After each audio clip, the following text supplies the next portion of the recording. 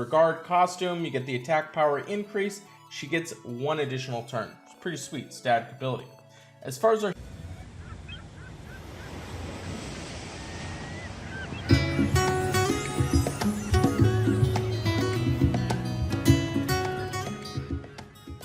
Thanks so much for checking out the channel. Today we are doing a brand new hero breakdown on the creepy Spider Woman. Her name's Elizabeth. Apparently SG couldn't get creative and they wanted to finally throw me a bone of a name I could actually pronounce. She's got 768 on her attack, 753 on her defense, and 1448 on her health. She is running at average speed. She's part of the Season 4 Under Wild Heroes, which means she gives you a bonus. You get 1, 2, 3, 4, 5 heroes.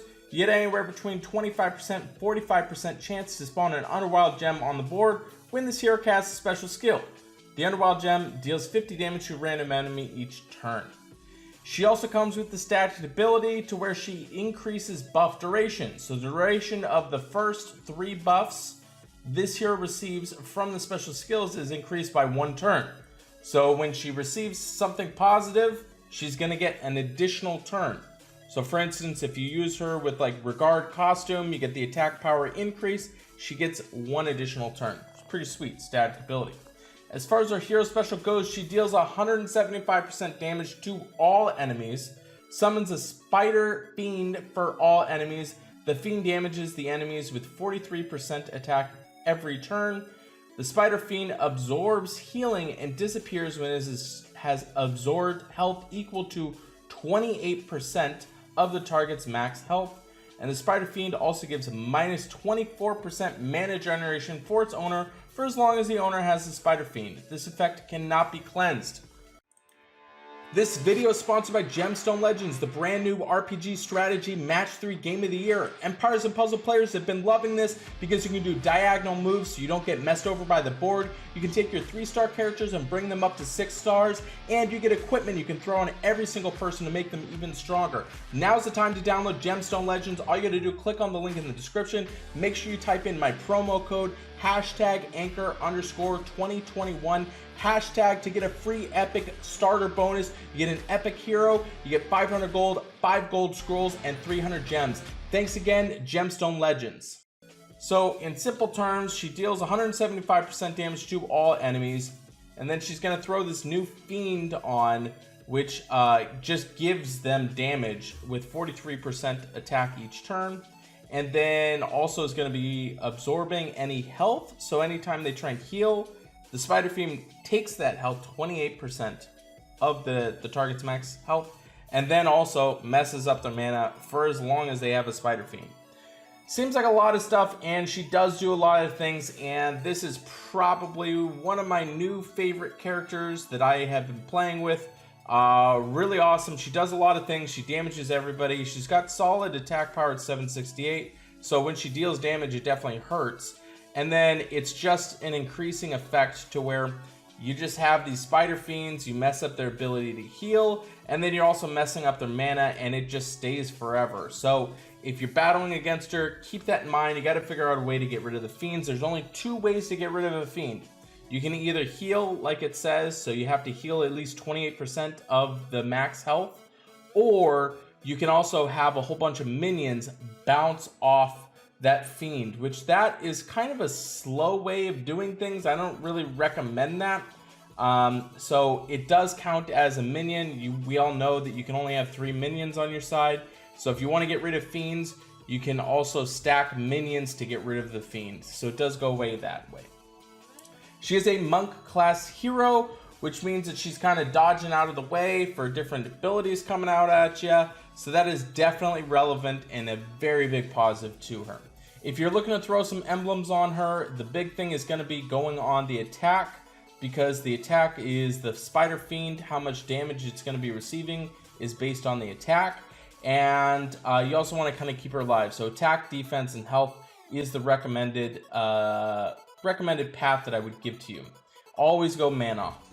When she's looking at going against a Titan, she's pretty pathetic and not really useful. Dealing damage to all enemies, I guess it helps, not really.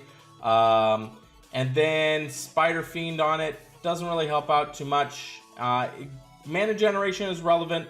I guess maybe this comes in if you are throwing her in on the high tile damage spot, so she could fit that spot, but pretty much any character that has a bunch of emblems and a high attack power could fit into that spot. I have been using her on mine just for the mana generation, and she does have a bunch of attack, so sometimes I do use her on Titans myself, but overall not a Titan hero. We take a look at her, so she's going to get a B+ grade there. When we take a look at her on offense, she's going to get an A+. I love this character on offense. I use her pretty much on every single mono red team that I use. Just having any character pretty much pair well with her. If you give defensive down or anything like that. But she also is an excellent standalone character, so you don't have to use her in conjunction with other characters. She just deals a decent amount of damage and then messes them up with the Spider Fiend.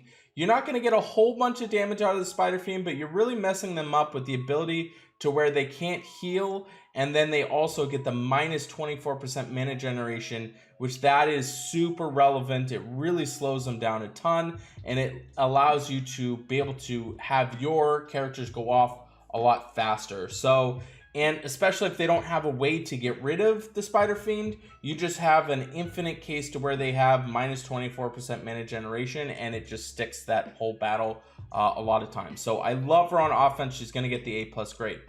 When we take a look at her defensively, she is going to get an A as far as the tank rate goes. With her getting fired into, you don't want this character to go off multiple times. I've actually had her on my defense to where she's the only character that deals damage, and everything else is just either reviving or healing my guys, and I've done extremely well with maintaining very high level of cups. So she can be just a killer herself, because it's just really annoying having to deal with these Spider Fiend minions going off, and she's just dealing damage to everything. It is quite cumbersome, so she does fit in the A grade there.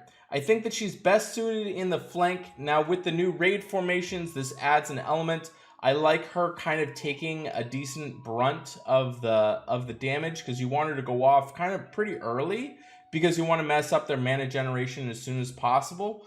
So having her kind of being in the way of taking damage is really beneficial for you. So she is going to get the A+ grade there. And then in the wing, she's going to get the A grade. Obviously, the raid formations kind of change things a bit. So if you're going to kind of move her around, she's pretty flexible, and she can move around your defense. Overall, defensively, she's going to get an A+. I really, really love this character on defense.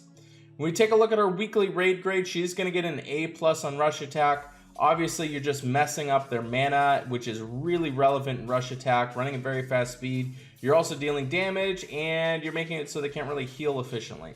Yeah, an amazing character on the weekly raid, A+ grade there.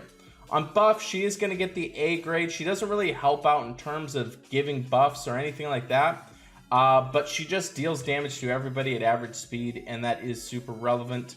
I do like that her static ability allows her to gain an additional buff turn, but that doesn't really help you out too much on the buff. And on Bloody Battle, she's going to get the A+ grade there. Obviously, they're not going to be able to heal, so that's not so much relevant, but the fact that she just runs at average speed, deals damage, and then messes up their mana is going to be really amazing. So she is going to get an overall grade of an A+. I really love this character. I've been using her pretty much in all facets of the game right now. Having a lot of fun messing up everybody's mana. Let me know in the comments what you think. Is she good? What's your thoughts on her? Is she a pain in the butt on defense? Let me know what you think. I really appreciate all the support. I'll see you on the next video.